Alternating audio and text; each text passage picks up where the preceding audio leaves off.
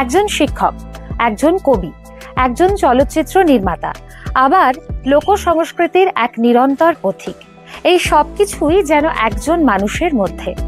আজ আমাদের সঙ্গে এমন একজন রয়েছেন যিনি অরণ্য শহরের বনপথে মহুল কুড়িয়ে বানিয়েছেন গল্প, আবার ছেলেবেলার আদি কথা থেকে তৈরি করেছেন সচেতনতার সিনেমা, কখনো আবার ভালোবাসার পংক্তিগুলিকে গেঁথে ফেলেছেন এক কাব্যগ্রন্থে। অরণ্য শহরে আড্ডার আজকের অতিথি সৌমেন মণ্ডল, সমাজ চেতনায় যার শিল্প। চলুন মাটির গন্ধ গায়ে মেখে আজ শুনবো তার সৃজন পথের নানান কাহিনী।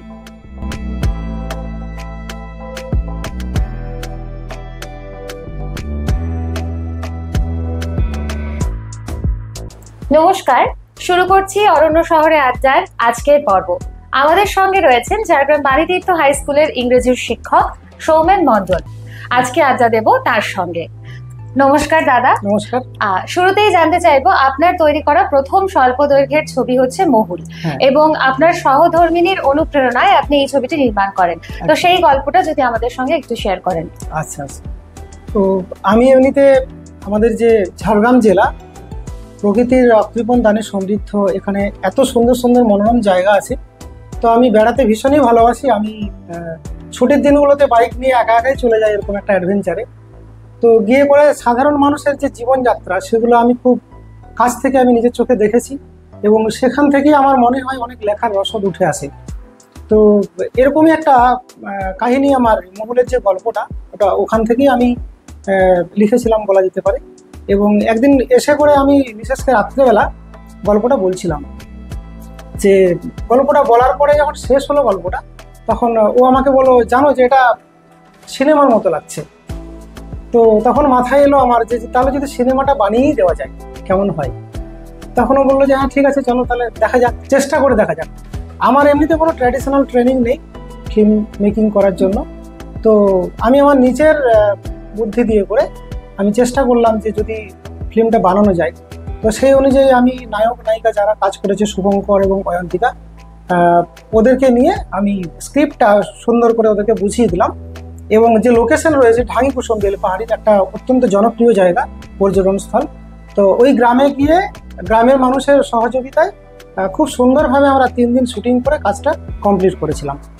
তো এত ভালো লেগেছে কাজটা করতে গিয়ে, একটা অন্যরকম অভিজ্ঞতা, মানুষের একটা অন্যরকম ভালোবাসা পেয়েছি সেখানে।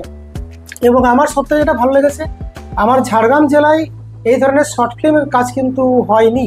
এবং এই জঙ্গলমহলের জীবনযাত্রাকে যেহেতু আমি খুব কাছ থেকে দেখেছি, এখানকার মানুষের মধ্যে যে একটা ভালোবাসার গল্প থাকতে পারে, এবং মহুলের যে গল্পটা, এটা কিন্তু একটা করুণ গল্প, একটা অন্যরকম ধরনের গল্প এটা। তো গল্পটা কি বলবো আমি? যাই হোক, গল্পটা বলছি আমি। তো বুধ বলে একটি ছেলে, যে জঙ্গলকে রক্ষা করে, জঙ্গলকে ভালোবাসে, গাছকে ভালোবাসে, এবং ভীষণ সুন্দর করে বাঁশি বাজায়। বাঁশির সুরে তার চারিপাশে মানে সবাই মুগ্ধ হয়ে যায়। আল্লাদি বলে একটি মেয়ে একদিন মহুল কুড়োতে এসেছিল ওই জঙ্গলে। এসে হঠাৎ করে যখন জল খেতে গিয়েছে, হঠাৎ করে দেখা হয়ে যায় বুধুর সাথে। তো পালাতে গিয়ে তার পা কেটে যায়, পড়ে গিয়ে আঘাত লাগে। সেই সময় বুধু তাকে গিয়ে তার চরণ স্পর্শ করে, তার সেবা শুশ্রূষা করে তাকে সারিয়ে তোলে, এবং পরবর্তীকালে তাদের মধ্যে একটা ভালোবাসার সম্পর্ক হয়। তারা বিয়ে করে সংসার করে, খুব সুখে স্বাচ্ছন্দ্যে তারা দিন কাটাচ্ছিল। তারপর হঠাৎ একদিন সানস্ট্রোকে আল্লাদির মৃত্যু হয়, এবং মারা যাওয়ার আগে সে বুধুকে বলেছিল যে এই যে মহুলের গন্ধ, মহুল প্রতি বছরেই আসে গাছে, এবং আমি যেমন তোমার কাছে ছিলাম, মহুল গাছের তলায় বসে এরকমভাবে তোমার বাঁশির সুর শুনতাম, এবং আমাদের যে সুন্দর সময়গুলো কাটতো, আমি চলে যাওয়ার পরেও কিন্তু মহুল গাছে ফুটবে, এবং সেই মহুলের গন্ধেই কিন্তু তুমি আমাকে খুঁজে পাবে। তো এটাই ছিল আমার মহুল সিনেমার কনসেপ্ট ছিল এটা। আমি চেষ্টা করেছি আমার যতটা সাধ্য সেভাবে বানিয়েছি আমি। একদিকে শিক্ষক সৌমেন মণ্ডল, আরেকদিকে চলচ্চিত্র নির্মাতা সৌমেন মণ্ডল, এই দুইয়ের মধ্যে ব্যালেন্স করেন কিভাবে? শিক্ষকতা তো আমার পেশা। আমার ছাত্রছাত্রীদেরকে পড়াতে ভীষণই ভালো লাগে। আমি যা জ্ঞান অর্জন করেছি এবং সেই জ্ঞানকে সঞ্চারিত করা হচ্ছে আমার কাজ একজন শিক্ষক হিসেবে। তো আমি শিক্ষকতার পাশাপাশি আমার যে ভালো লাগা কাজগুলো, প্রত্যেকটা মানুষের জীবনে কিন্তু একটা ভালো লাগার কাজ থাকে। তো আমি এই ফিল্ম ডিভিশনটাতে চলে এসেছি এইভাবেই, যে একটা ভালো লাগা কাজটাকে যদি আমি ছুটির দিনে বাকি যে সময়টা ইউটিলাইজ করা হয়, রবিবার বা গরমের ছুটি, পুজোর ছুটি, সেই ছুটিগুলোতে আমি কিন্তু বসে থাকি না। সেই ছুটিগুলোতে আমি এই ক্রিয়েটিভ কাজকর্ম নিয়ে থাকতে ভালোবাসি এবং এই ক্রিয়েটিভ কাজগুলো করে আমার ভীষণ ভালো লাগে। আমি ছুটির দিনগুলোতে এবং রাত জেগেও কাজ করি। এভাবেই আমি ব্যালেন্স করে নিই যে আমার বাকি যে সময়টুকু থাকে আমি এই ক্রিয়েটিভ কাজের মধ্যে থাকতে ভালোবাসি।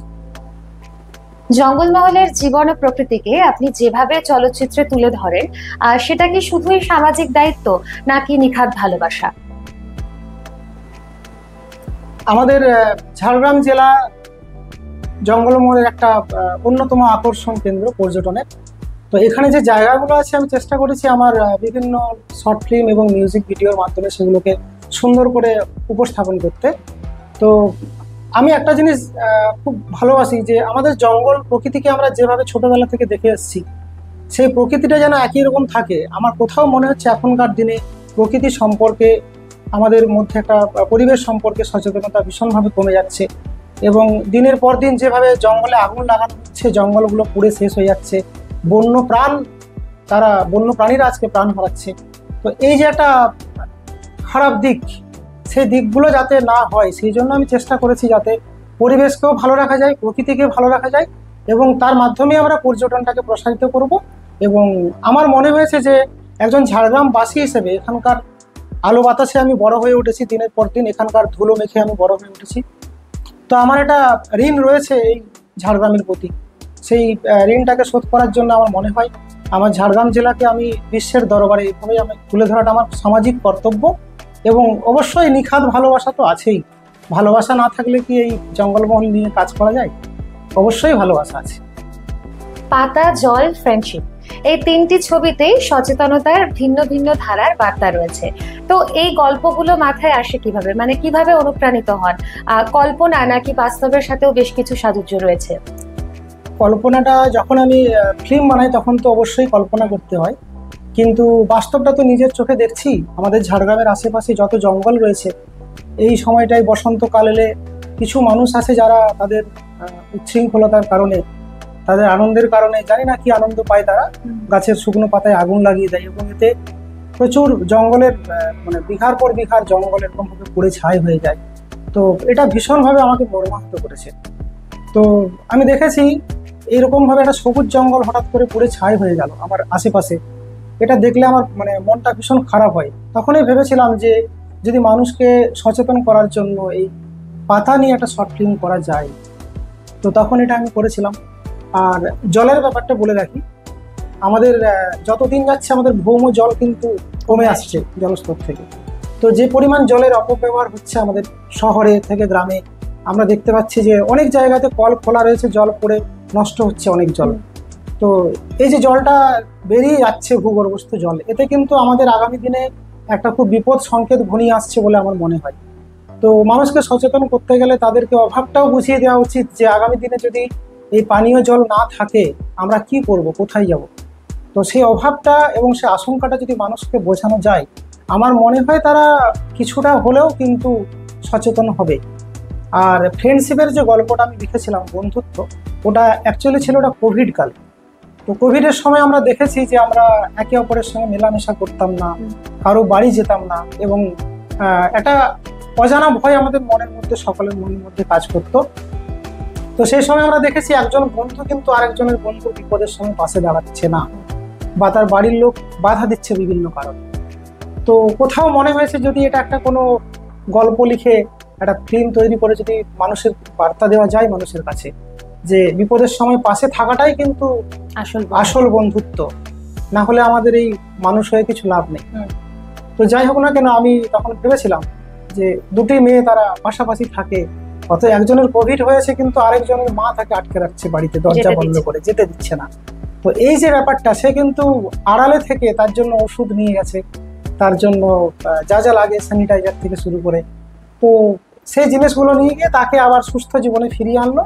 এবং পরে তারা যেরকম ছোটবেলা থেকে বন্ধুত্ব ছিল, একই সাথে খেলা করতো, আবার তারা তাদের সেই আগের মতো আনন্দে মেতে উঠলো।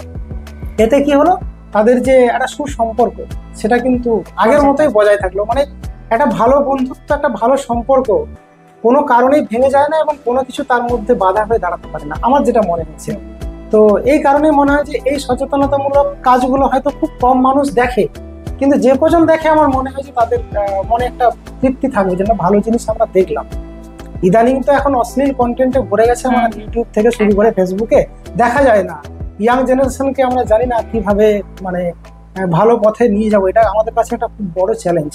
তো আমার মনে হয়েছে কিছু এরকম সচেতনতামূলক ভিডিও তৈরি করে মানুষের মধ্যে সম্পর্কের বার্তা, প্রকৃতিকে রক্ষা করার বার্তা, জল নিয়ে সচেতনতার বার্তা, জল কিভাবে সংরক্ষণ করতে হবে। আমি ঝাড়গ্রাম জেলার প্লাস্টিক দূষণ নিয়ে করেও জেলা পরিষদের একটা গানের ভিডিও বানিয়েছিলাম। দিনের পর দিন যেটা আমাদের শহরকে মানে পুরো একদম রুদ্ধ করে দিচ্ছে, শহরের ড্রেনেজ সিস্টেমটাকে নষ্ট করে দিচ্ছে।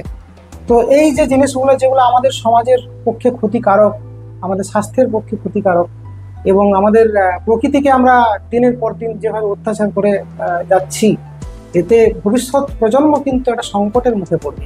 তো সেই জন্যই মনে হয়েছে যে আমার কোথাও একটা দায়িত্ব আছে একজন শিক্ষক হিসেবে, এবং যেহেতু পেশায় শিক্ষক হলেও শখে আমি এই ফিল্ম বানাই। তো আমি আমার জেলার মানুষকে, আমার ভারতবাসীর সমস্ত ভারতবাসীর কাছে যদি আমার এই বার্তাটা দিতে পারি, আমার মনে হয় যে কোথাও একটা তৃপ্তি আছে যে কিছু তো ভালো জিনিস দিতে পারলাম সমাজকে। মিউজিক ভিডিওগুলোর মধ্যে কোনটি আপনার সবচেয়ে বেশি পছন্দের? তো যতগুলো আজ অব্দি কাজ করেছি প্রত্যেকটি কাজই আমার পছন্দের, তবে কিছু তো স্পেশাল থাকেই। তো তার মধ্যে আমার নিজের যে জন্মভূমি, আমার বেলপাহাড়ি ব্লক, সেই বেলপাহাড়িকে নিয়ে একটি থিম সং বানানো হয়েছিল, যে গানটি লিখেছিলেন কবি শুভ দাশগুপ্ত, এবং ওটা আমারই পরিচালনায় ভিডিওটা বানানো হয়েছিল, এই যে দেখা যাচ্ছে এখন। তো ভীষণ ভালো মানে কাজ হয়েছিল এটা। দুদিন ধরে আমরা বেলপাহাড়ির সমস্ত জায়গা চষে বেরিয়েছিলাম, এবং এই ভিডিওটার জন্য আমাদের বিধান দেবনাথ ভীষণভাবে হেল্প করেছিল। তো অজানা বেলপাহাড়িকে নতুন করে দেখতে পারলাম, এবং নিজের জায়গাকে এত সুন্দর করে রিপ্রেজেন্ট করার একটা মানে আনন্দটাই আলাদা। এবং এখানে আমরা দেখতে পাচ্ছ যে কতগুলো টিম ছিল নাচের, বেলপাহাড়ির সংস্কৃতিকে তুলে ধরা হয়েছে এখানে, এবং প্রায় 40 জন মতো টিম ছিল, দুটো নাচের টিম ছিল। শুভদা নিজে ছিলেন আমার সঙ্গে পাশে সারাক্ষণ, এবং একটি আদিবাসী বাড়িতে সেখানে আতিথেয়তার আয়োজন করা হয়েছিল, যে জঙ্গলমহলের মানুষ পর্যটকদেরকে কিভাবে আপ্যায়ন করে, কিভাবে কাছে টেনে নেয়, এবং যাওয়ার সময় যে তাদের প্রতি একটা ভালোবাসা থেকে যায়, সেই টানটা কিন্তু আমাদের এই গানের মধ্যে রয়েছে। এটা ভীষণই ভালো লেগেছে, আমার অত্যন্ত প্রিয় একটি কাজ, এবং ইউটিউবে প্রায় 41,000+ ভিউ হয়েছে। এটা খুব ভালো লেগেছে আমার। এছাড়াও আমার আরো অনেকগুলো প্রিয় কাজ রয়েছে, যেমন বড়ে আচ্ছে লাগতে হ্যাঁ, রিমেক করা হয়েছিল সিঙ্গার মৈনাক পালোদি। উনি খুব সুন্দর করে গানটা গেয়েছিলেন, এবং নয়াগ্রামে, আমাদের ঝাড়গ্রাম জেলারই উড়িষ্যা সীমান্ত লাগোয়া সুবর্ণরেখা নদী এবং কাছে রাঙ্গিয়াম বলে একটি গ্রাম রয়েছে, যে গ্রামে কিন্তু কোনো মানে মাটির বাড়ি ছাড়া একটাও কোনো পাকা বাড়ি নেই। আমার শর্তই ছিল যে এরকম একটা মানে জায়গায় গিয়ে শুট করবো যেখানে পাকা বাড়ি থাকে। হ্যাঁ, তো খুব সুন্দর একটা পরিবেশে আমরা দারুণভাবে শুটিং করেছিলাম, এবং ওই গানটার গল্পটাও আমি নিজে ভেবে করে লিখেছিলাম। খুব ভালো কাজ হয়েছিল, অদিতি করেছিল কাজটা। তো ভীষণ ভালো কাজ হয়েছিল, এবং রেসপন্স খুব ভালো পেয়েছি আমি, এবং ওটা বিভিন্ন ফেস্টিভ্যালেও মানে আমি দেখিয়েছিলাম আর কি ওটাকে। এছাড়াও আমারই অতটি কাহিনী, আমার বেলপাহাড়িতে তোলা দুটো পর্যটন স্থল, ঘাগরা এবং খাঁদারানি ড্যাম। তো এই দুটো জায়গাতে খুব সুন্দর করে শুট করেছিলাম, ওটাও একটা ইন্টারন্যাশনাল অ্যাওয়ার্ড পেয়েছি, যে সার্টিফিকেটটা রয়েছে আমার এখানে। একটু সার্টিফিকেট। হ্যাঁ, তো যাই হোক না কেন, আমার যে সিনেমাটোগ্রাফি করে আমি খুব ভাগ্যবান, সন্দীপ ভাইকে আমি পেয়েছি সিনেমাটোগ্রাফির জন্য। ও আমার ভাবনাটা আসলে ভীষণই ভালো বোঝে, আমি কিভাবে দেখতে চাইছি, আমার দেখার চোখ দিয়ে কিন্তু ও ঠিক দেখে নাই, এবং আমার মনের মতো করে শটগুলো তুলে দেয়। তো এই ফেস্টিভ্যালে অ্যাওয়ার্ড পেয়ে তো ভীষণই আনন্দ পেয়েছিলাম, প্রথম একটা ইন্টারন্যাশনাল লেভেলের অ্যাওয়ার্ড। আর সন্দীপ তখন বলেছিল যে স্যার, আমার কিন্তু ভীষণ ইচ্ছে রইল এই ধরনের কাজ করার। যাই হোক, এখনো ওকে পেয়ে চলেছি, আমি আরো অনেক কাজ করছি। ভেরি রিসেন্টলি অপূর্ণতা বলে একটা অ্যালবামও আমি করলাম। তো প্রত্যেকটা কাজের মধ্যে আমি চেষ্টা করেছি আমার বেলপাহাড়ির যত ভালো ভালো জায়গা আছে, এবং ঝাড়গ্রাম জেলার বিভিন্ন প্রান্তে আমি পৌঁছে গেছি, এবং সেখানে যত ভালো ভালো মানে প্রকৃতির সৌন্দর্য রয়েছে, বা অন্য কোনো সম্পদ লুকিয়ে আছে, সেই জিনিসগুলোকে তুলে ধরাই হচ্ছে আমার কাজ। মানে এই গানের যেগুলো সাধারণ চোখে আমরা দেখতে পাই না, দেখতে পাই না। চোখে থাকলেও সেগুলো ক্যামেরা লেন্স দিয়ে এবং আপনার ভাবনা দিয়ে আপনি ফুটিয়ে একেবারে আমার ভাবনা দিয়ে আমি সেগুলোকে ফুটিয়ে তোলার চেষ্টা করি। আর সব থেকে একটা বড় কথা যে আমাদের জঙ্গলমহলের মানুষ, তাদের জীবনযাত্রা কিরকম, হুম, এবং তারা যে শত অভাব সত্ত্বেও কিন্তু তারা আনন্দে থাকে, নিজেদের আনন্দটাকে কখনো ভুলে যায় না। ঠিক আছে, অভাব আছে, আমার মঙ্গলের স্টোরিতে বলাই আছে শুরুতে ইন্ট্রোডাকশনে, যে এখানে অভাব আছে, ভালোবাসার অভাব। আচ্ছা, তো সারা বছর ধরে আমাদের নানা রকমের যে ফেস্টিভ্যালগুলো হয়, বান্দনা পরব থেকে শুরু করে, মকর পরব থেকে শুরু করে, টুসু, ভাদু, এইসব নিয়ে সারা বছর আমাদের মানুষ আনন্দে মেতে থাকে এখানে। এটা কিন্তু একটা অনেক বড় পাওয়া আমাদের কাছে। আমি খুব ভাগ্যবান, এরকম একটা জায়গায় আমি জন্মগ্রহণ করেছি। ঝাড়গ্রাম জেলায় প্রচুর ড্যান্স ফর্ম রয়েছে, এখানে অনেক ধরনের নৃত্য রয়েছে। এবং ডক্টর সুব্রত মুখোপাধ্যায় আমার গুরুদেব, ওনার কাছ থেকে আমার মানে প্রেরণা এইসব মানে কি বলবো, এই জিনিসগুলোর জন্য, যে কোথায় কি সংস্কৃতি লুকিয়ে আছে সেটাকে খুঁজে বের করে আনা। এটা একটা বড় কাজ বলে আমি মনে করি। সেই রহস্যগুলো এখন দিনে দিনে উন্মোচন হচ্ছে, আমি খুব খুশি এতে, এবং আমি যে এই কাজের মাধ্যমে তুলে ধরতে পারছি, এটা আরো বেশি আনন্দের। শিশুদের জন্য তৈরি করা গান এক ছোট্ট মেয়ে, এর পেছনে কি ভাবনা ছিল? আমরা বড়রা তো সবাই এন্টারটেনমেন্ট পছন্দ করি, ছোটরাও করে, কার্টুন দেখে, বিভিন্ন রকমের গেম খেলে তারা। তো কোভিড পিরিয়ডটা যখন চলছিল, প্রত্যেকটা শিশু কিন্তু বাড়িতে গৃহবন্দী হয়েছিল। ওই সময় তাদের যে মানসিক অবস্থা, সেটা কিন্তু ওরা ছাড়া কেউ উপলব্ধি করে না। আমরা বড়রা করেছি, আমরা সারাক্ষণ বাইরে ঘুরে বেড়াই, ঠিক আছে, কিন্তু ছোট বাচ্চারা যে বাড়ির বাইরে বেরোতে পারছে না, তারা মাটির সঙ্গে যে কোনো সংস্পর্শ হচ্ছে না, তারা খেলাধুলা করতে পারছে না, তাদের যে মনের কষ্টটা, তো আমার মনে হয়েছে কোথাও যে বাচ্চাদের জন্য কিছু ভাবা উচিত কোভিডের পরবর্তী কালটাতে। এবং সেই সময় মেদিনীপুরের একজন বিখ্যাত গায়ক দীপেশ দা আমাকে বললেন যে সৌমেন, একটা ভালো গান আমার গাওয়া আছে, তুমি কি ভিডিওটা বানিয়ে দেবে, বাচ্চাদের গান। যখনই শুনলাম বাচ্চাদের গান, আমার তো ভীষণ ভালো লাগলো। আমার ছোট মেয়ে তখন খুব ছোট ছিল, পুতুল খেলার বয়স তারও। তো ঝাড়গ্রামে আর্ট একাডেমিতে গিয়েছিলাম, শুটিংটা ওখানেই হয়েছে, আমার মেয়েও অভিনয় করেছে, এবং ওখানে আরো কয়েকটা বাচ্চা ছিল, কোয়েল ছিল, কোরিওগ্রাফি করেছে আমাদের। তো সুন্দর করে আমরা সেই কাজটা করেছি, এবং ওটাও কিন্তু ফেস্টিভ্যালে অ্যাওয়ার্ড পেয়েছিলাম মেদিনীপুরে। তো এই যে বাচ্চাদের নিয়েও তো ভাবতে হয়, তাই না?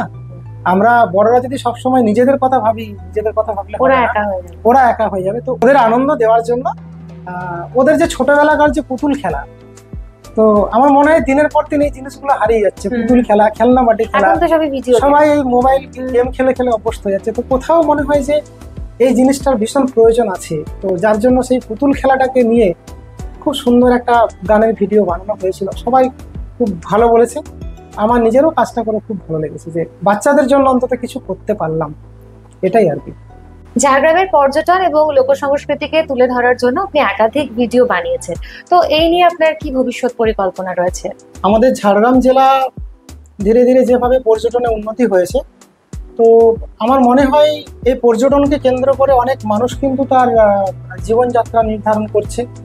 এখানে অজস্র হোমস্টে এবং রিসোর্ট বানানো হয়েছে, এতে এখানকার অর্থনৈতিক উন্নতি তো অবশ্যই হচ্ছে, তার সাথে সাথে আমাদের এলাকারও উন্নতি হচ্ছে। এবং আমি চাইবো আমাদের এই ঝাড়গ্রাম জেলার যে পর্যটন, শুধু পর্যটন নয়, আমাদের এখানকার যে সংস্কৃতি রয়েছে, এখানকার যা কিছু রয়েছে, সেই জিনিসগুলো যদি বিশ্বের দরবারে তুলে ধরা যায়, তো এটা একটা তো খুব মানে নিঃসন্দেহে ভালো ব্যাপার। এবং আমি সবসময় চেষ্টা করি যে এখানকার যা কিছু আছে সেই জিনিসগুলোকে কখনো লেখার মাধ্যমে, কখনো ভিডিওর মাধ্যমে, বিভিন্ন জায়গায় কিন্তু আমি এটা তুলে ধরার চেষ্টা করেছি। তো আমার যতগুলো কিন্তু মানে যতগুলো রয়েছে, ভিডিও রয়েছে, ম্যাক্সিমাম কিন্তু টুরিস্ট স্পটগুলোকে কেন্দ্র করে, যাতে আকর্ষণ বাড়ে, ওই জায়গায় মানুষ আসে, দেখে যে হ্যাঁ এখানে শুটিংটা হয়েছিল এটা, এবং সেখানকার সংস্কৃতি সম্পর্কে, হ্যাঁ, এবং সেখানকার সংস্কৃতি সম্পর্কে মানুষ সচেতন হয়। রিসেন্টলি আমি টুসু নিয়ে একটা গান লিখেছিলাম, মকর পরব। তো ওটাও আমাদের এখানে জঙ্গলমহলে কিভাবে টুসু পুজো হচ্ছে, এবং এখানকার মানুষের কি কি রীতিনীতি পালন করে ওই সময়, তাদের যে জীবনযাত্রা, আচার আচরণ ওই সময়কার। তো আমি ছোটবেলা থেকে বড় হয়েছি এরকম একটা আবহের মধ্যে। যে টুসু আমার বাড়িতে ভাদু পুজো হতো, আর ছোটবেলায় ফুল তুলে নিয়ে আসতাম, সন্ধ্যাবেলা হয়ে গেলে সবাই একসঙ্গে বসে পড়তাম। একটু ভাদু পুজোর এক্সপিরিয়েন্সটা শুনবো, কিভাবে কি হতো একটু যদি। ভাদু পূজাটা অ্যাকচুয়ালি আমি যখন স্কুলে পড়তাম তখন আমার ছোট পিসি ছিল, আরো তাদের বয়সী যারা ছিল তারা গান করতো। আমরা শুধু ওই কাজ ছিল আমাদের বিকেল বেলা হলে একটু ফুল টুল তুলে নিয়ে চলে আসতাম। তো সন্ধ্যাবেলা হয়ে গেলে সবাই বসে পড়তাম একসাথে, ওখানে ভাদু গান হতো, প্রসাদ রাখা হতো সেখানে, এবং সুন্দরভাবে গান গাইতাম সবাই একসাথে, এবং খুব মজা লাগতো। গান গাইতে গাইতে গানগুলো আমাদেরও মুখস্থ হয়ে যেত। এবং সব থেকে খারাপ লাগতো যেদিন শেষ দিনটা চলে আসতো, ভাদু জাগরণের দিন, ভাদ্র মাসের শেষ দিনটা। সারা রাত ধরে আমরা জেগে ভাদু গান করতাম, এবং সকাল হয়ে গেলে আমরা বাঁধের জলে যখন বিসর্জন দিতে যেতাম, মনটা ভীষণ খারাপ হয়ে যেত। ছোটবেলার সেই স্মৃতিগুলো এখনো ভুলতে পারিনি। মনে হয় যে সত্যি সেই দিনগুলো খুব ভালো ছিল। এখন তো দেখাই যায় না, ভাদু পুজো কমে গেছে। এখন মনে হয় যেটা মানে বাইরে দেখানোর জন্য আমরা অনেক কিছু করছি, কিন্তু আমাদের নিজেদের সংস্কৃতির শেকড় থেকে কোথাও মনে হচ্ছে যেন একটা বিচ্ছিন্ন হয়ে যাওয়ার একটা ব্যাপার চলে এসেছে। তো যারা এখনো এটা ধরে রেখেছে, আমি তাদেরকে আমার আন্তরিক কৃতজ্ঞতা, ধন্যবাদ জানাবো। আমি তো অবশ্যই চাইবো আমার পরবর্তী প্রজন্ম এই জিনিসগুলো নিয়ে থাকুক। আমার এলাকার সংস্কৃতি আমার গর্ব, এই গর্ব নিয়েই আমি বেঁচে থাকতে চাই। আমাদের জঙ্গলমহলে সারা বছর ধরে নানা রকমের নানা উৎসব পালিত হয়, বিভিন্ন সময়ে বিভিন্ন উপজাতির বসবাস ঝাড়গ্রাম জেলায়। তো তারা তাদের নিজস্ব সংস্কৃতিকে যেভাবে ধরে রেখেছে, আমার তো ভীষণ ভালো লাগে এই সংস্কৃতির সঙ্গে লেগে থাকতে। একটা অন্যরকম মাটির গন্ধ আছে। রঙিন পরবের সময় যাই আমি সেখানে, যখন ওই নতুন করে তাদের কৃষি কার্যের জন্য প্রস্তুতিটা শুরু হয়। মকর পরব তো আমার নিজের গ্রামের অনুষ্ঠান, ভীষণভাবে এনজয় করি। মেলাগুলো শুরু হয় গ্রামের সময়। এছাড়াও বছরের বিভিন্ন সময় ভৈরব থানে যে মেলা হয় একটা পুজোর সময়, পাটাবিনা মেলা। তো আমাদের ঝাড়গ্রাম জেলায় এত ধরনের মেলা হয়, এত ধরনের উৎসব হয়, আমার মনে হয় এই জিনিসগুলো একটু তুলে ধরার দরকার আছে সবার সামনে। তো এগুলো তো আমাদের কাছে একটা সম্পদ বলতে পারি আমাদের জেলার। এই প্রত্যেকটা উৎসব হোক, প্রত্যেকটা আচার অনুষ্ঠান, তো এইগুলো যাতে বাইরের মানুষেরা বেড়াতে এসে করে সেই স্বাদটা নিতে পারে। বর্তমানে অনেকে কিন্তু গবেষণা করতেও আসছে আমাদের ঝাড়গ্রাম জেলায় এই টপিকগুলো নিয়ে। তো আমার মনে হয়েছে যে এই কাজগুলো যদি আমি একটু এগিয়ে রাখি আমার এই কাজের মাধ্যমে, ভবিষ্যতে যারা কাজ করবে তাদের কাজ করার পথটা আরো একটু প্রশস্ত হয়ে যাবে। তারা এখান থেকে রসদ পাবে, এইখান থেকে তারা রসদ পেয়ে যাবে। তো আমি চেষ্টা করব আমার হাতে যা সময় আছে এই ধরনের আমাদের এখানকার উৎসব, ঐতিহ্য, সংস্কৃতি, এই জিনিসগুলো সবকিছু আমার এই কাজের মাধ্যমে তুলে ধরার চেষ্টা করব অবশ্যই। আপনি বলেন যে গবেষণার জন্য এখন অনেকে এখানে আসেন, এবং আমরা যেমনটা জানি যে বিদেশ থেকে আসা এক গবেষক দলকেও আপনি আদিবাসীদের বিভিন্ন গ্রামে নিয়ে গিয়েছেন এবং গাইড করেছেন। তো সেই এক্সপিরিয়েন্স গুলো একটু জানতে চাইবো। আমাদের এখানে তো আদিবাসী লোক সংস্কৃতি ভীষণই বিখ্যাত।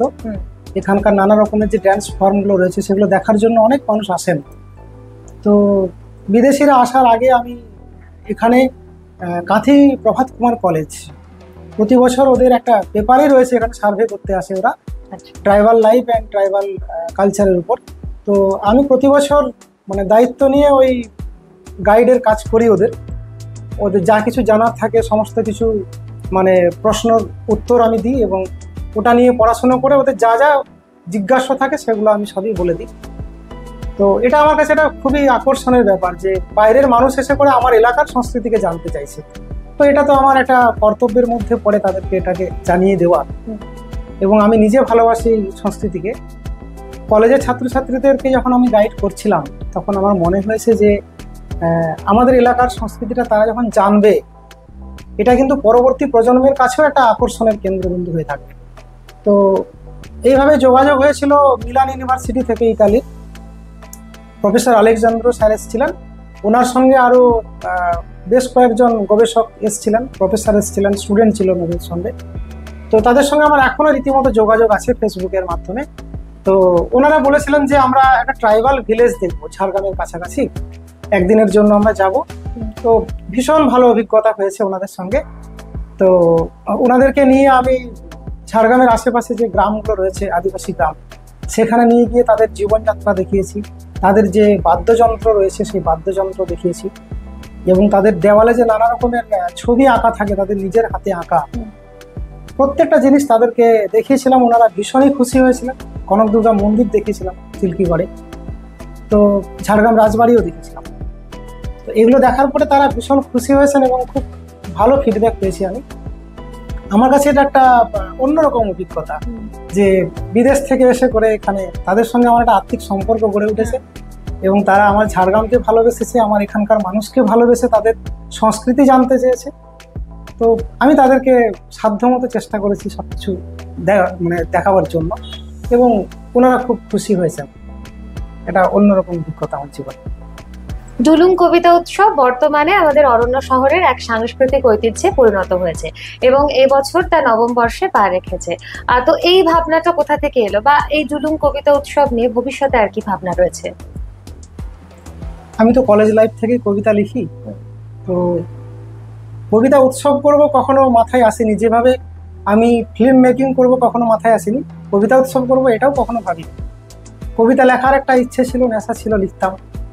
তো 2017 সালের শেষের দিকে আমার sir doctor Joydeep Sarangi sir, Debashis দণ্ডদা, আমরা বেশ কয়েকজন মিলে ভাবলাম যে ডুলুং নদীর পাড়ে চিল্কিগড়ে ওখানে যদি একটা এরকম কবিতার আসর বসানো যায় কেমন হয়। তো সেই মতো আমরা যেমন প্ল্যান করলাম, চিল্কিগড়ে প্রায় ঝাড়গ্রাম জেলার বিভিন্ন প্রান্ত থেকে মোটামুটি 30-40-এর মতো লোক যারা এইসব সাহিত্য ভালোবাসেন, কবিতা ভালোবাসেন, তারা এসে ওখানে জড়ো হলেন এবং সারাদিন ধরে আমরা কিন্তু কবিতা পড়েছি। নদীর জলের স্রোতের সঙ্গে আমাদের কবিতার স্রোত ভেসে গেছে। তারপরে আমরা প্ল্যান করলাম যে এটাকে যদি উৎসব করা যায় কেমন হয়। তো আমরা সেই কবিতার নৌকো বানিয়ে, কাগজের নৌকোকে নদীর জলে ভাসিয়ে আমাদের ডুলুং কবিতা উৎসব শুরু করলাম। তো সেই কবিতা উৎসব গুটি গুটি পায়ে আজকে নবম বর্ষে পড়েছে। শুধু ঝাড়গ্রাম জেলা নয়, পশ্চিমবঙ্গের বিভিন্ন জেলা থেকে, উত্তরবঙ্গ থেকে, এমনকি পশ্চিমবঙ্গের বাইরে অন্যান্য রাজ্য থেকেও কিন্তু অনেক কবি, সাহিত্যিক, গুণী মানুষ আসেন এবং তারা এসে এই ফেস্টিভ্যালটাকে উপভোগ করেন এবং খুবই ভালো একটা অনুষ্ঠান। প্রায় 6 ঘন্টা ধরে চলে। আমি পারি না, সামলাতে পারি না, এত মানুষজন আসে এবং তারা তাদের সুন্দর সুন্দর কবিতা পাঠ করেন এবং একটা অন্যরকম মাহল তৈরি হয়ে যায়। তো এটা এখন ঝাড়গ্রাম জেলার একটা অন্যতম সাংস্কৃতিক ঐতিহ্য হয়ে গেছে। আমার খুব ভালো লাগে যে মানুষ ভালোবেসে আসে এবং আমি তাদেরকে খুব সুন্দরভাবে একটা মঞ্চ প্রোভাইড করতে পারি এবং এটা আমাদের অরণ্য সুন্দরীর বুকে, এই শাল গাছের তলায় কবিতা পাঠ। অনেকে এসেছেন, কবি শুভ দাশগুপ্ত, আরণ্যক বসু, ডক্টর দোলা রায়, বিখ্যাত গানের শিল্পী, অনেক গুণী মানুষ এসেছেন এই অনুষ্ঠানে এবং আমাদেরকে সমৃদ্ধ করেছেন। প্রতি বছর আমরা এই দিনটার জন্য অপেক্ষায় থাকি। তো আমার ইচ্ছে আছে কি যে এই ডুলুং কবিতা উৎসব বছর বছর চলুক এবং শুধু এটা কবিতারই উৎসব নয়, ঝাড়গ্রাম জেলায় বিভিন্ন ক্ষেত্রে যারা ভালো কাজ করে চলেছেন, যাদের অবদান রয়েছে, সেটা সমাজ সেবা হতে পারে এবং যারা খুব দীর্ঘদিন ধরে সাহিত্য চর্চা করে এসছেন, গুণী মানুষ, তো সেই বিভিন্ন ক্ষেত্রে সেই মানুষগুলোকে আমি সম্মাননা দিই, ডুলুং সাহিত্য সংস্কৃতি সম্মাননা। তো এটা আমার কাছে একটা গর্বের বিষয় যে কিছু মানুষকে অন্তত কাজের স্বীকৃতি দিতে পারি এবং ওটা কিন্তু তাদের কাছে একটা প্রেরণা। এবং ইয়াং জেনারেশন যাতে আরো কবিতার প্রতি আকৃষ্ট হয়, কবিতা লিখতে আসে, সেটার জন্য আমি এই অনুষ্ঠানটা চালিয়ে যাবই, সারা জীবন চালিয়ে যাবো অনুষ্ঠান। বাংলার জনজাতির ইতিহাস নিয়ে আপনার কাজের অভিজ্ঞতা কিরকম, বা মুন্ডা সম্প্রদায় নিয়ে আপনি কাজ করেছেন, তো তাদের সম্প্রদায়ের বা সংস্কৃতির কোন দিকটা আপনাকে সবচেয়ে বেশি নাড়া দিয়েছে? ঝাড়গ্রাম জেলায় তখন মহকুমা শাসক ছিলেন মাননীয় সুবর্ণ রায় মহাশয়। তো উনি আমাকে একবার ডেকেছিলেন, ওনার সঙ্গে আমার খুব হার্দিক সম্পর্ক। উনিও কবিতা লিখতেন, এরকম পত্রিকা বের করতেন। তো উনি আমাকে দায়িত্ব দিয়েছিলেন যে সৌমেন, আমার মনে হয় তুমি কাজটা ভালো করে আনতে পারবে, কারণ তুমি ফিল্ড সার্ভে করো, মানুষের কাছে কাছে যাও। তো উনি বললেন যে সুব্রত বাবু তো লোধা শবরদের নিয়ে লিখছেন, তুমি তাহলে ওই মুন্ডাদের নিয়ে কাজটা করো। তো আমি যেখানে আগে চাকরি করতাম, রোহিণী ব্লক, সাঁকরাইল ব্লক, রোহিণী বলে যে জায়গাটা আছে, ওই কাছাকাছি ওখানে অনেক মুন্ডা জনজাতির মানুষ বসবাস করেন। এছাড়াও আমাদের বেলপাহাড়ির যে আমলাশোল, সেই বিখ্যাত জায়গা, তো সেই আমলাশোলেও কিন্তু প্রচুর মুন্ডা জাতির মানুষ বসবাস করেন। তো আমি তাদের কাছে কাছে গিয়ে, তাদের বাড়ি বাড়ি গিয়ে তাদের জীবনযাত্রা দেখেছি কাছ থেকে। তাদের যে ধর্মীয় আচার আচরণ, তাদের যে সামাজিক রীতিনীতি, এছাড়াও তাদের যে বিভিন্ন উৎসবগুলো রয়েছে, এগুলো সম্পর্কে জেনেছি, ভীষণ ভালো লেগেছে। আর ওরা এখনো পর্যন্ত কিন্তু অর্থনৈতিক দিক দিয়ে একটু দুর্বল আছে, কিন্তু ওনাদের যে কাজগুলো আর কি ভীষণভাবে আমাকে টেনেছে।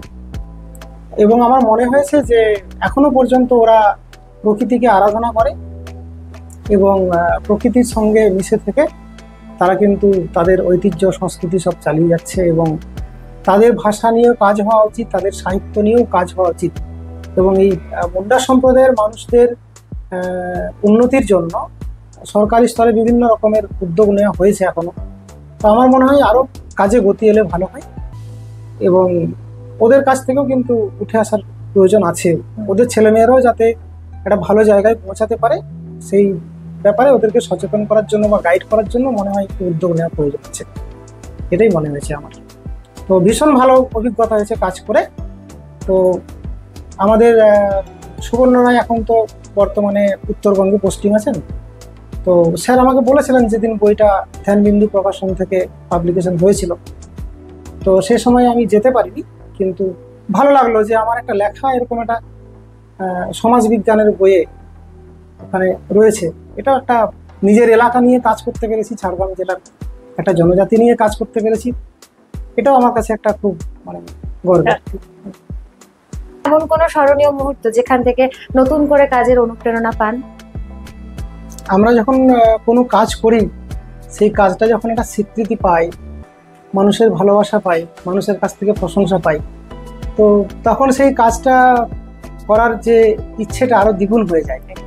তো যাই হোক না কেন, যখন আমি ওই মিদনাপুরে ফিল্ম ফেস্টিভ্যাল হলো, বা হাওড়াতে ফিল্ম ফেস্টিভ্যাল হলো, কলকাতায় ঋতুরঞ্জন ফিল্ম ফেস্টিভ্যাল হয়েছিল, তো প্রত্যেকটা জায়গায় যখন দেখি যে স্ক্রিনে আমার নামটা উঠছে ওখানে, এবং মঞ্চে আমাকে ডেকে করে সম্বর্ধনা দেওয়া হচ্ছে, সার্টিফিকেট ট্রফি দেওয়া হচ্ছে, তো এই যে প্রাপ্তি, এটার একটা অন্যরকম আনন্দ আছে।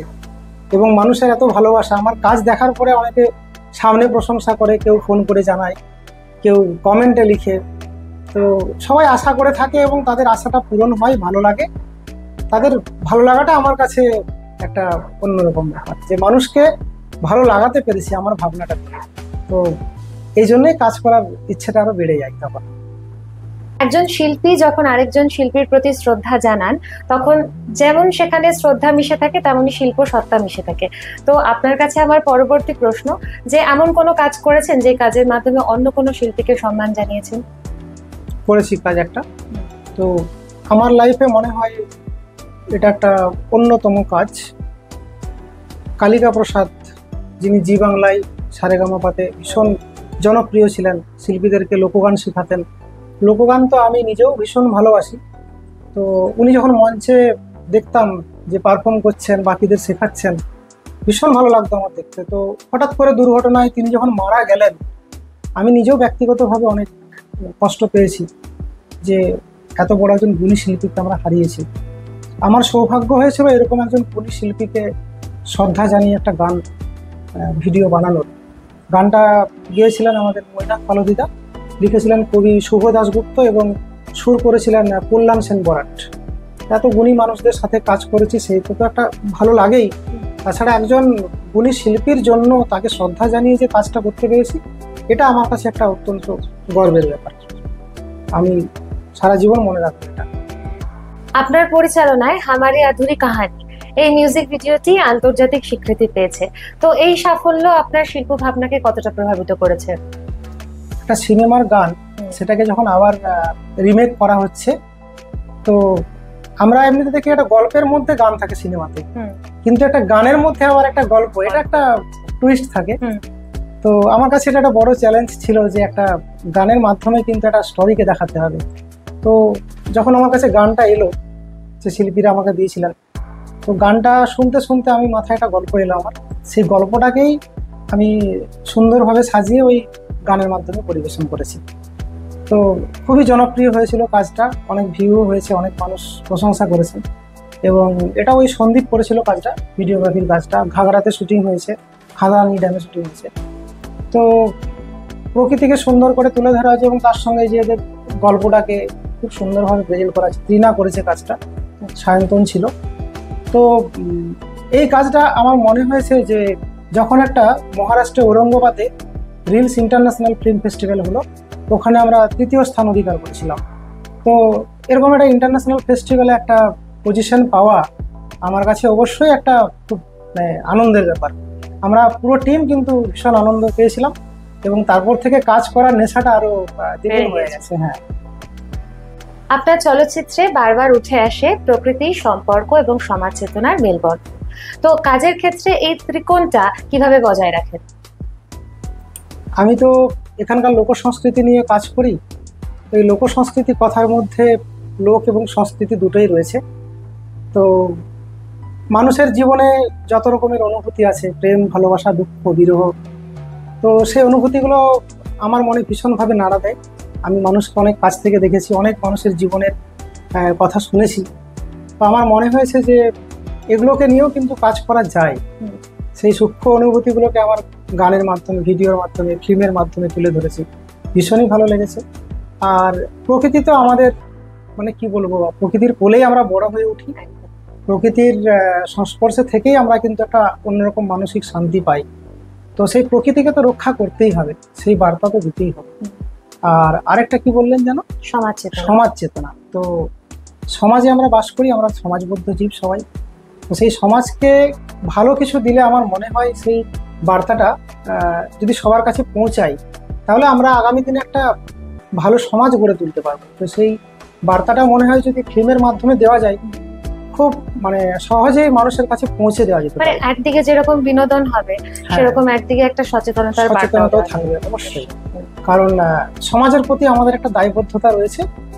ভালো সমাজ গড়ে তুলতে গেলে মানুষকে সচেতন করতে হবে এবং এই মনোরঞ্জনের পাশাপাশি একটু সচেতনতামূলক বার্তাও যেন থাকে, এটা মাথায় রেখে কাজ করি।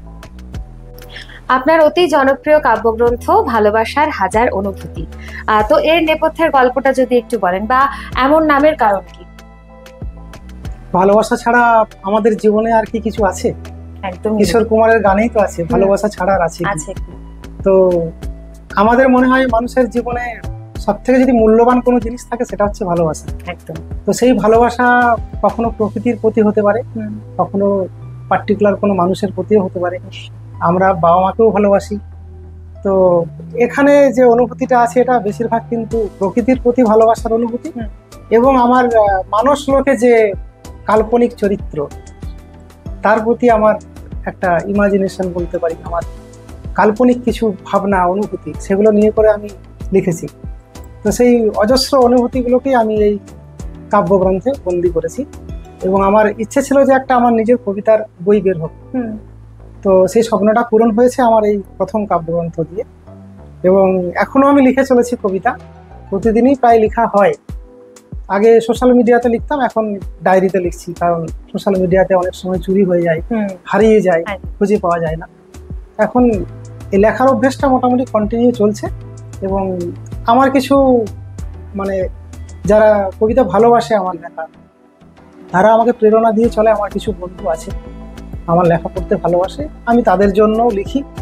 এবং মনে হয়েছে যে নিজের মনের যে ভাবনাগুলো, অনুভূতি, সেগুলো কবিতা ছাড়া আর প্রকাশ করার মতো ভালো জায়গা হয় না। সুতরাং এটা কন্টিনিউ করতে হবে। আমার ইচ্ছে আছে আগামী বছরে একটা কাব্যগ্রন্থ আমি প্রকাশ করব। কখনো শিক্ষকতা, কখনো চলচ্চিত্র নির্মাণ, এরই মাঝে জারি থাকে লেখালেখি। এই মানুষটি কিন্তু একজন পারিবারিক মানুষও। তো সৌমেন মণ্ডলের এই জার্নিতে তার পরিবার কিভাবে তার পাশে রয়েছেন, অর্থাৎ পরোক্ষভাবে পরিবারের সদস্যরা কিভাবে সামিল তার এই শিল্পচর্চার যাত্রায়, এবার শুনবো সেই কথা। বাবার সাথে তো কাজ অনেক আগের থেকেই, 2017 সাল থেকেই বলতে গেলে আমি অনেকগুলোই বাবার সাথে প্রজেক্ট করে আসছি। এর আগে 3টে মিউজিক ভিডিওতে কাজ করা হয়েছে। তো এরপর আমাদের আরও একটা বড় মিউজিক ভিডিওর প্রজেক্ট আসছে, যেটাতে আমি নিজেই গানটা গেয়েছি। বাবার লেখা ভীষণ ভীষণ পছন্দের, আর বাবা সবসময় আমাকে সাপোর্ট করে, আমি বাবাকে সবসময় সাপোর্ট করেছি। মিউজিক ভিডিও আর যা যা হয় আর কি। এবার সব থেকে মেনলি আরও পাশে থাকতে চায়, এরমভাবেই আরও আগাতে চায়। প্রত্যেকটা মেয়েরই একটা ইচ্ছে থাকে যে সুন্দর একটা লাইনে আগাবে। এবার আমার শুরুটা আমার বাবাকে দিই। আমি বাবার হাত ধরেই প্রথম আমার গানের অ্যালবামে শুটিং তো করেইছি, আর গানটা গাইতে পেরে তো ভীষণ খুশি। আমার অ্যালবাম আসছে খুব তাড়াতাড়ি, প্রেম ছুঁয়ে দেয়। আপনারা সবাই ভালোবাসা দিন, আমার বাবা যেন আরো অনেক দূর এগিয়ে যেতে পারে, এবং আমাকে আশীর্বাদ করুন আমি যেন আরো অনেক দূর এগিয়ে যেতে পারি আপনাদের অনুপ্রেরণায়। Thank you. একটা অনুষ্ঠানে গিয়েই আমাদের দেখা। 2008 সালে আমাদের বিয়ে হয়। 2017 সালে আমাকে একটি গল্প বলেছিল, রাত্রেবেলা শুয়ে শুয়ে আমরা গল্প করছিলাম। এই গল্পটা শুনে সিনেমা বানানোর কথা বলেছিলাম। সে যে সত্যি সত্যি সিনেমা বানিয়ে ফেলবে এটা ভাবতে পারিনি। আমি নিজেকে খুব গর্বিত মনে করি ওনার স্ত্রী হিসেবে, যে ও এত ভালো ভালো কাজ করছে আর আমি ওর পাশে আছি। জঙ্গলমহলের সাহিত্য সংস্কৃতি এগিয়ে চলুক ওর হাত ধরে, এটাই চাই। ও এইভাবেই কাজ চালিয়ে যাক, আমরা সবাই ওর সাথে আছি, পাশে আছি। বাবার গানের ভিডিওতে আমিও কাজ করেছি, আমার খুব ভালো লেগেছে। বড় হয়ে বাবার সঙ্গে অনেক কাজ করব। আমরা আজকের আড্ডায় এই মুহূর্তে পেয়েছি যেরকম সৌমেনদাকে, তেমনই আমাদের সাথে রয়েছেন সৌমেনদার পরিবারও। এবং এই মুহূর্তে যেরকম আড্ডা চলছে সেরকম সৌমেনদা যখন রয়েছে তার কাছ থেকে একটা কবিতা তো শুনতেই হবে। তাই সৌমেনদার আপনার কাছ থেকে একটা কবিতা শোনার আবদার রাখছি। প্রতিদিনই কবিতা লিখি, কিন্তু আজকের দিনটা আমার কাছে খুবই স্পেশাল। তোমরা এসেছো, তো এমনই একটা কবিতা তোমাদের শোনাবো যেটা আমার মনে হয় আমার এই কাজের সঙ্গেও যুক্ত আছে। মানুষ তো অমর নয়, আমাদেরকে একদিন আমাদের এই ভূমিকা পালন করে এখান থেকে চলে যেতে হয়, কিন্তু আমাদের এই অমর সৃষ্টিগুলোর মধ্যেই কিন্তু আমরা বেঁচে থাকি। প্রত্যেকটা শিল্পীরই তার কাজের মাধ্যমে বেঁচে থাকা। তো সেই প্রসঙ্গ নিয়ে আমি একটা কবিতায় সকালেই লিখেছি, শোনাচ্ছি তোমাদের। এই শহরের বুকে যেদিন আমি থাকবো না সেদিনও বৃষ্টি নামবে। কালো মেঘ এসে ঘিরে ধরবে শহরটাকে। বজ্রনিনাদে উচ্চারিত হবে আমার না পাওয়া ব্যথাগুলো। আর যা পেয়েছি সব খুশি বৃষ্টির ধারা হয়ে ঝরে পড়বে মাটির উপর। প্লাবনে ভেসে যাবে চারিদিক।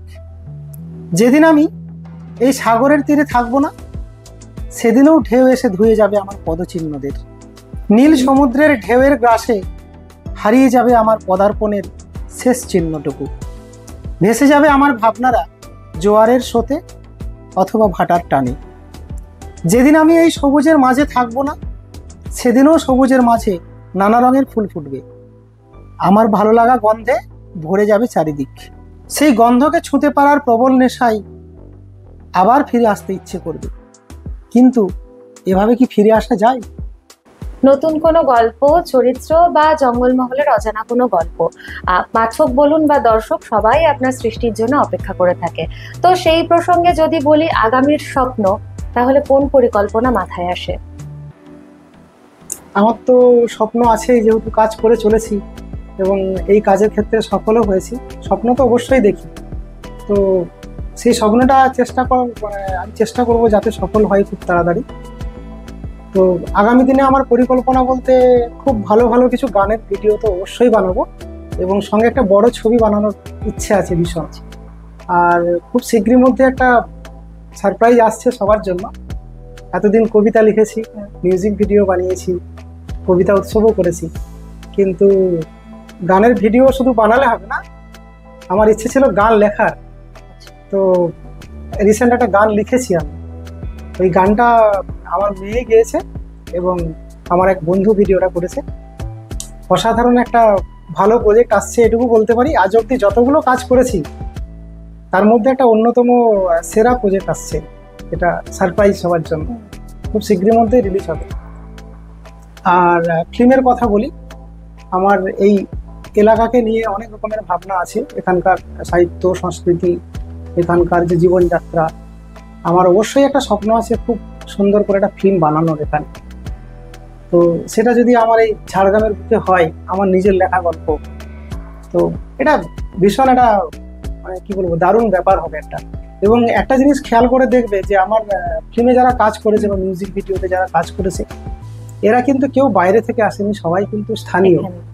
একটা প্রত্যন্ত গ্রামের ছেলে মেয়েদেরকে তৈরি করে এরকম একটা প্রেজেন্টেশন করা একদম। খুব একটা চ্যালেঞ্জিং ব্যাপার একটা। তো আমি সেই চ্যালেঞ্জটা অ্যাকসেপ্ট করেছি, ওদেরকে ট্রেনিং দিয়েছি যথাযথ, কিভাবে এক্সপ্রেশন দিতে হবে সব দেখিয়েছি এবং কাজে সফল হয়েছি। এটুকু বলতে পারি যে আমাদের এই পাড়া গ্রামের দিকেও কিন্তু অনেক ভালো ভালো মানে ছেলে মেয়ে আছে যারা কাজ প্রতিভা করতে রয়েছে। চায়, অনেক প্রতিভা রয়েছে, তাদেরকে তুলে আনাটাও একটা আমার কর্তব্য মনে করি। এবং এটা একটা টিম ওয়ার্ক, আমার একার কিছু নয়, একটা টিম ওয়ার্ক। আমি, আমার ক্যামেরাম্যান, আমার যারা অভিনয় করে যারা, তাদের সবার চেষ্টায় একটা সুন্দর কাজ হয়। এই জন্য আমার কৃতজ্ঞতা, ধন্যবাদ সবাইকে জানাবো। আগামী দিনে আশা করছি ভালো ভালো কাজ আবার নিয়ে আসবো। আমার এই শিক্ষকতার জীবনে যেটুকু সময় পাই আমি ছুটির দিনগুলোতে, আমি আমার এই সৃষ্টি নিয়ে করে আমি থাকি এবং আগামী দিনে সৃষ্টি নিয়ে থাকবো এবং অনেক ভালো ভালো উপহার দেওয়ার চেষ্টা করব। তার ক্যামেরার লেন্সে ধরা পড়ে প্রকৃতির কান্না, তার কলম জানে ভালোবাসার ভাষা, তার চোখে রয়েছে জঙ্গলমহলের নানান প্রান্তের অজানা অনেক গল্প। সৌমেন মণ্ডল, তিনি কেবল শিল্পী নন, তিনি নিজেই এক অনুভবের আখ্যান। আজকের এই আড্ডা শুধু আমাদের অনুপ্রাণিত করলো তাই নয়, আমাদের নতুন করে ভাবনার খোরাকও দিল।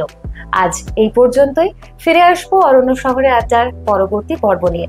দেখতে থাকুন, শুনতে থাকুন অরণ্য শহরে আড্ডা।